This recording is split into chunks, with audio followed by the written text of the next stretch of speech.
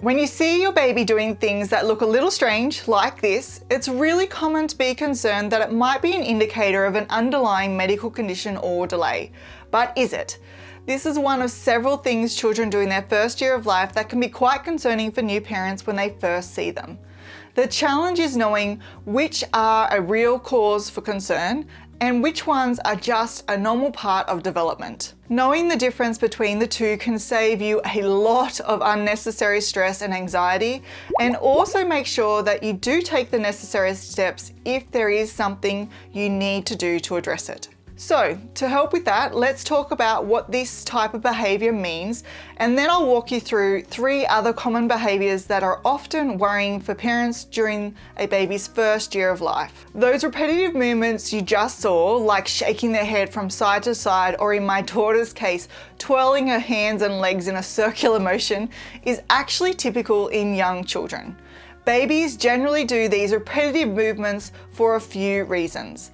They tend to be experimenting with the new movement, which helps to increase their overall control, balance, and muscle strength. They also do it simply because they enjoy the feeling, or they might be trying to communicate something to you, like they're tired, overwhelmed, excited, or bored. And they do these behaviors because they simply cannot express themselves with words yet. My daughter actually used to do the repetitive circles with her hands and feet, and that was how she actually communicated from 6 months of age all the way up to 10 months of age that she was excited or hungry.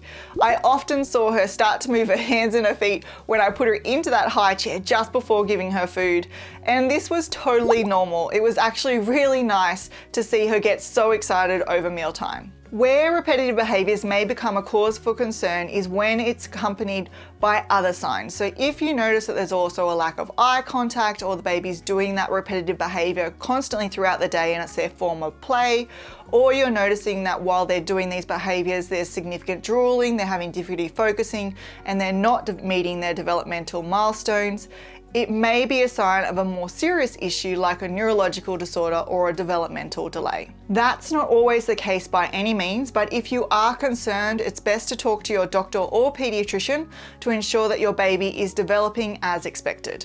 Another unusual looking behaviour you might notice at around 3 to 5 months is your baby refusing to put their arms on the ground when they're doing tummy time. Instead, they'll lift their head, arms and leg off the ground as if they're trying to fly or swim. Lots of parents worry when they first see it, but this movement is actually a reflex. It's called the Landau reflex, and it's an automatic response that occurs when a baby lifts their head while on their tummy.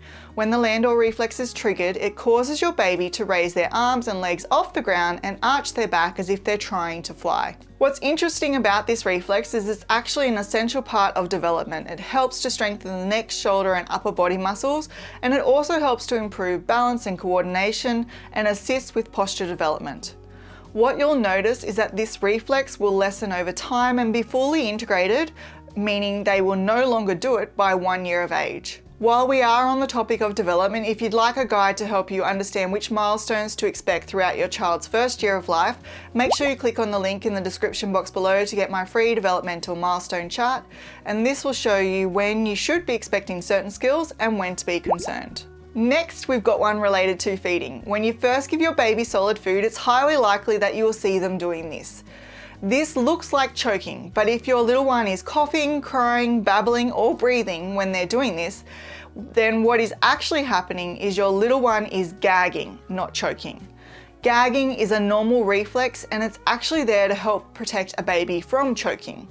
Choking, on the other hand, is when something physically blocks a baby's airway and prevents them from breathing. And typically, when a baby is choking, they may be unable to cough, cry, gasp, or breathe, and may make odd noises or no sound at all while opening their mouth. Seeing your baby gag is definitely alarming at first, but gagging when starting solids is extremely common and normal. A baby's gag reflex is much more easily triggered than an adult because their gag trigger is actually located in the middle of their tongue, whereas ours is located towards the back of our tongue. And their gag trigger is also more sensitive than ours. Therefore, whenever a piece of food touches their gag trigger, they will automatically gag and either push the food out of their mouth with their tongue, they will reach, or they'll look like they're about to be sick. The good news is that over time, your baby's gag reflex will move towards the back of their mouth and become less sensitive. And as a result, you will see that they gag less frequently when they are eating. In the meantime, whenever you see your little one gag, remind yourself that gagging is a normal reflex that helps protect your baby from choking and shouldn't be a cause for alarm. Strange crawling styles are another really common cause of concern for parents. Usually we expect our babies to crawl on their hands and knees, but there are other ways of getting around.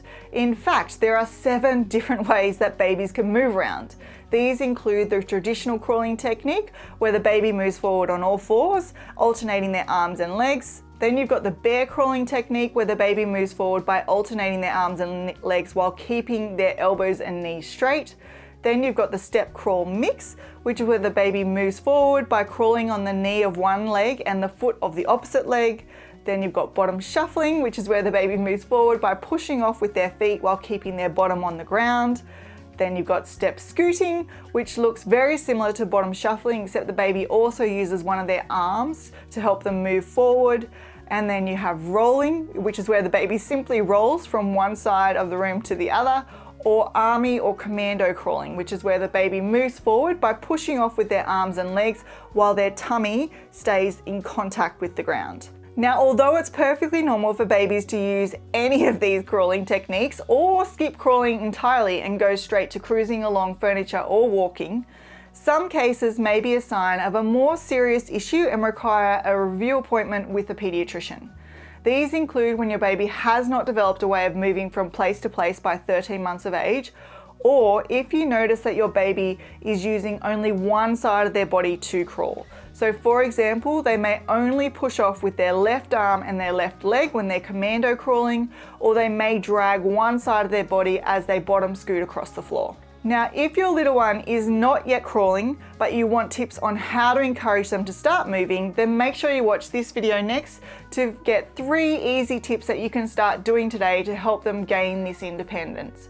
And if you've liked this video, make sure you hit that like button and subscribe so you don't miss the next one.